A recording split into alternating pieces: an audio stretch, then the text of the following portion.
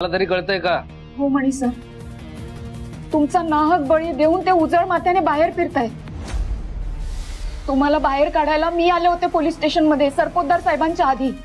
तेही सगळे पुरावे घेऊन। मी सगळे पुरावे पोलिसांना दिलेत, पण तिथे गेल्यावर काहीतरी विचित्रच घडलं। त्यांनी कुणाच्या तरी सांगण्यावरनं ते सगळे पुरावे नष्ट केलेत आणि अचानक तिथे सरपोतदार साहेब आलेत त्या माणसाला घेऊन गुन्हेगार म्हणून। त्या माणसाने सगळ्यासमोर गुन्हा कबूल केला। मणी सर, माझी खात्री आहे त्या माणसाने खरंच काहीच केलं नाहीये। तो गुन्हेगार नाहीये, तो खूप साधा माणूस आहे। स्वानंदी, तुम्ही काय बोलतात?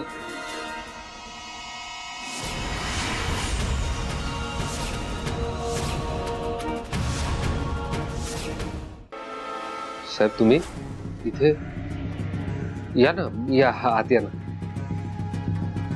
स्वानंदी, किती छान घर ठेवलंयस ग तू। हा, म्हणजे आउट हाऊस मध्ये आल्यानंतर मला खूप प्रसन्न वाटतं। आणि तुम्ही दोघंही काहीच न सांगता असे अचानक कसे निघून आलात? बरं, आता सुद्धा तुमचं काही महत्वाचं बोलणं चाललं होतं का आणि मी मध्ये आलो का? नाही रे साहेब, तुमचंच घर आहे, तुम्ही कधीही येऊ शकता। हेच मला तुझं आवडतं, म्हणजे तुझ्यासाठी लोकांनी काय काय केलं ना ह्याची जाणीव तुला आहे। शाबास। नंतर काही लोकांना ओके नाही स्वानंदी, असो। तू सेटल झालास का? कसं सेटल होणार मणी सर? सांगा ना, कसं सेटल होणार? म्हणजे आपल्याला जेव्हा कळतं आपल्यावर सतत कोणीतरी नजर ठेवू नये, तेव्हा कसं सेटल व्हायचं? नजर ठेवू म्हणजे कोण कोणावर नजर ठेवू नये मला तू फक्त सांग, मी सरळ करतो त्याला। स्वानंदी, तुम्हाला जे बोलायचं ना बोला, पण स्पष्ट बोला काय ते। ठीक आहे, मी आज खरं आणि स्पष्ट बोलते।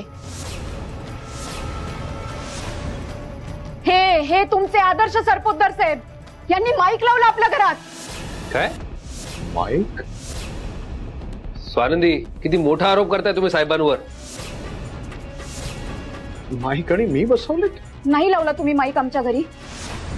मणी सर, अहो यांनी आपल्या घरात माईक लावला, हे आपलं सगळं बोलणं ऐकत होते। मी तुम्हाला वाचवायला, तुरुंगातनं सोडायला जे प्लॅनिंग करत होते ते सगळं ऐकलं यांनी। मी कुठे जातीये, काय करतेय, कोणाला भेटतेय, कोणाशी बोलतेय, हे सगळं ऐकलं यांनी। आणि 2 पावलं पुढे राहून यांनी माझा सगळा प्लॅन फ्लॉप केला। साहेब, खरं सांगा, तुम्हाला कळलं होतं त्या दिवशी मी त्या कंपनीमध्ये जाणार आहे म्हणून तुम्ही त्या कंपनीच्या इन्चार्जची बदली केली ना? बोला ना, बोला, आता गप्प का बसलाय तुम्ही? म्हणे